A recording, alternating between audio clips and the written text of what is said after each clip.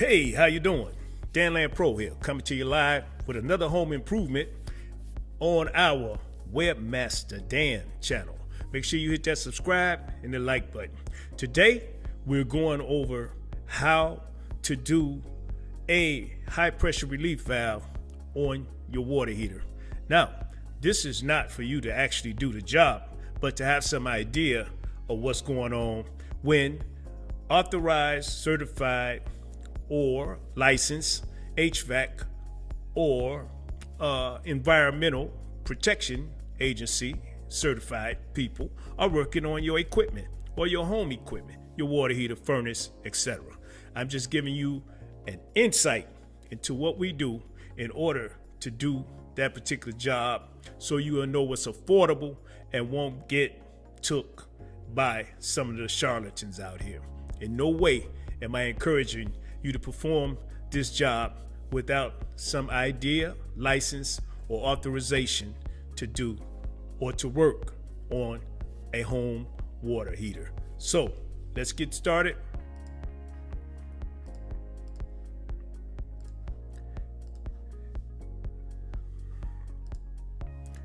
Here we go. Okay, how you doing? Dan Land Pro here. Look, another home improvement. You know we do these every once in a while whenever we do something. And I want to make a disclaimer before I start. I am a licensed HVAC man with a license in Environmental Protection Agency, lifetime license. In fact, I have a global card. Anyway, sometimes your water heater, it has a relief valve on it.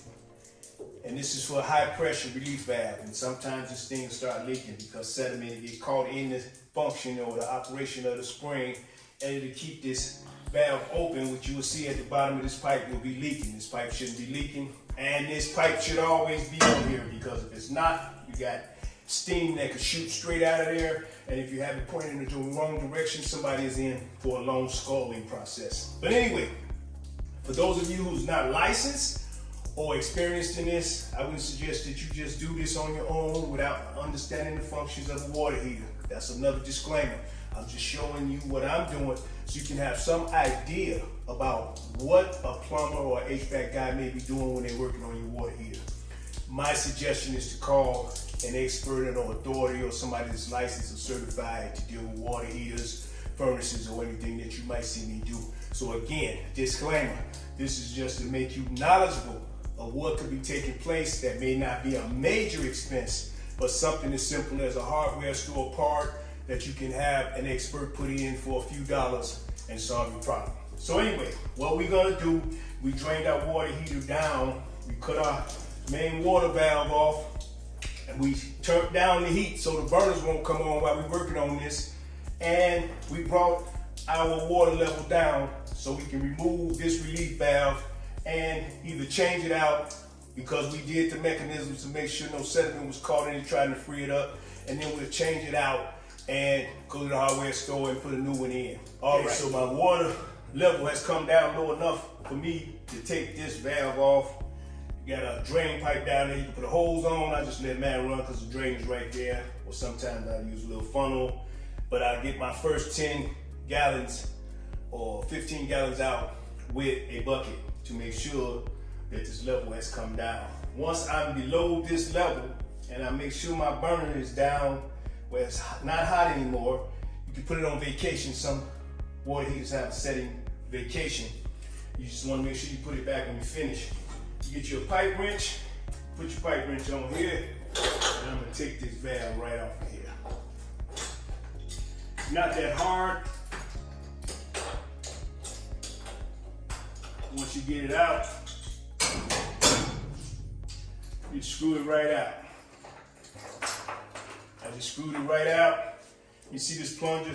It goes down into your water tank, and when this gets to a certain temperature, it'll cause this valve to release and release that steam off, so your water heater won't explode. You know, back in the days, things used to blow up on people and everything.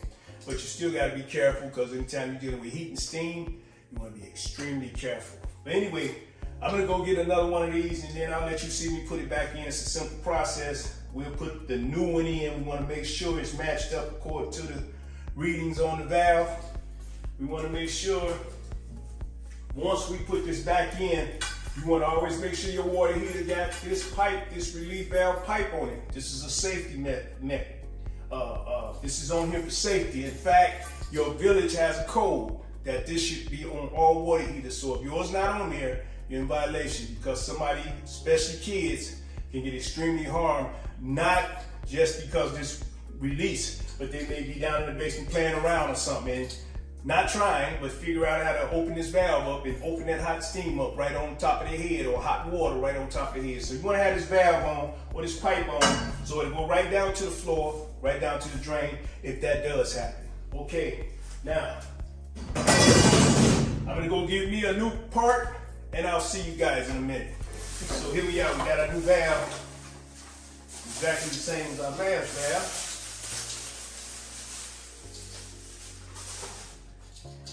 You want to always make sure on the top of your valve, you can see the markings and you can see the type of valve that you got to make sure you got. And make sure it's exactly the same as what you took out. Now, sometimes the extension on the body don't matter because it's going up in the water heater. So this can be a little longer or whatever, but you want to make sure those settings on the top, when that pressure release, and all those settings on the top is the exact same valve. So make sure you let your hardware people or your HVAC person know you gotta have that exact same valve go up in there. Okay, so before you put it in, you wanna make sure you get all that sediment out of it. And you can just feel it around there. Just go around it with your finger or something. Try to make sure whatever you see, you pull it outward and not back in the tank. Because if you do push it back in that tank, it's just gonna get up in that valve, and you're gonna have the same problem all over again. And here go the new valve. So you wanna put that right up in there, right where you took it out of.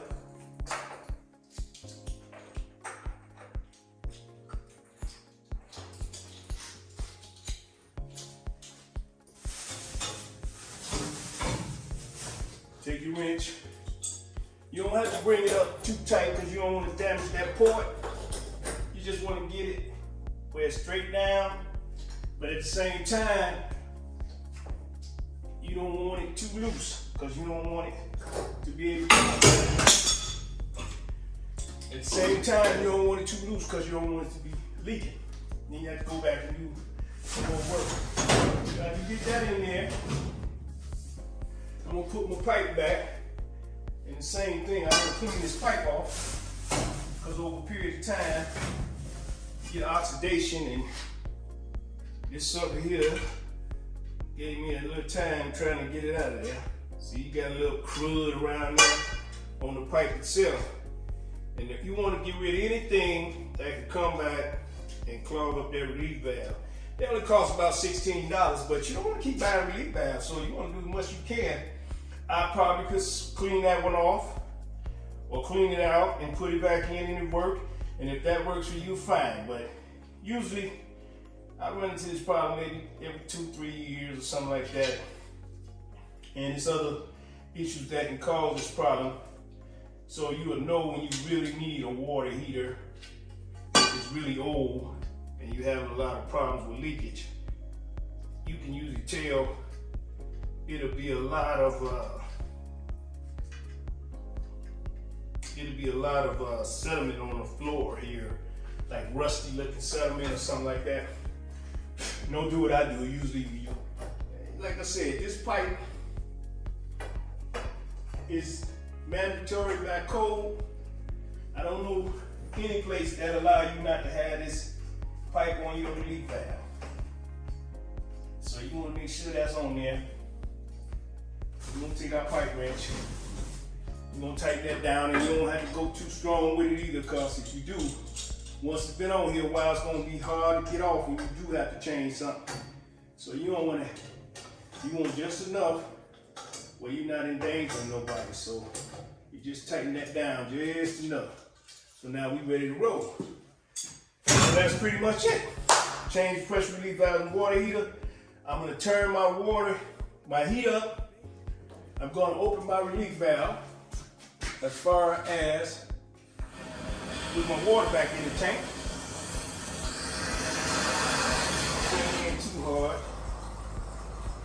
can hear it filling up. I want to remove all the wrenches and channel wrenches and all kind of stuff I was trying on the pipe.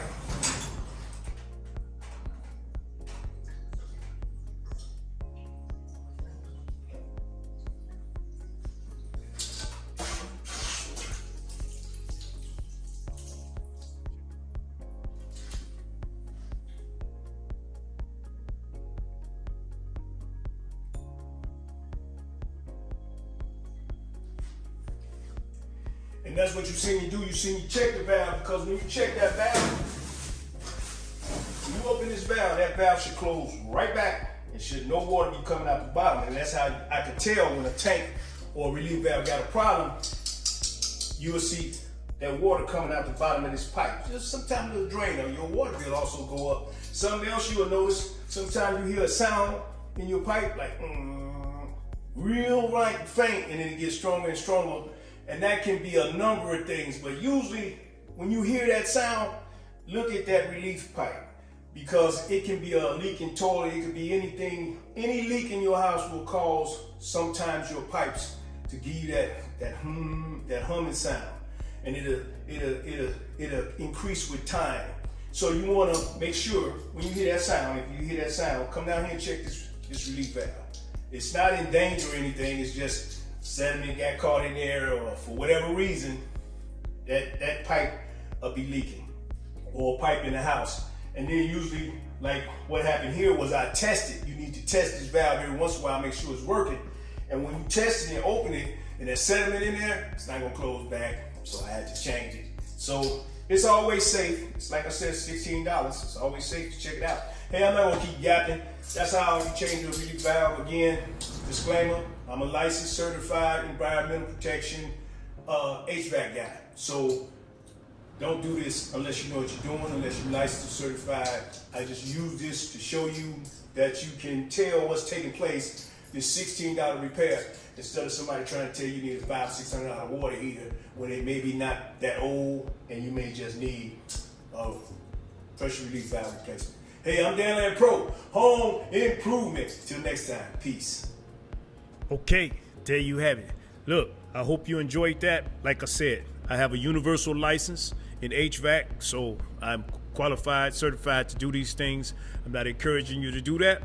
Disclaimer, just showing you some insight into an affordable repair. So when a certified or authorized person, licensed, come to work on your equipment, you have some idea or some of the affordable problems that may be taking place that could correct that problem without astronomical prices. Hey, till next time, Home Improvement, Webmaster Dan. Make sure you hit that subscribe and that like button. Peace.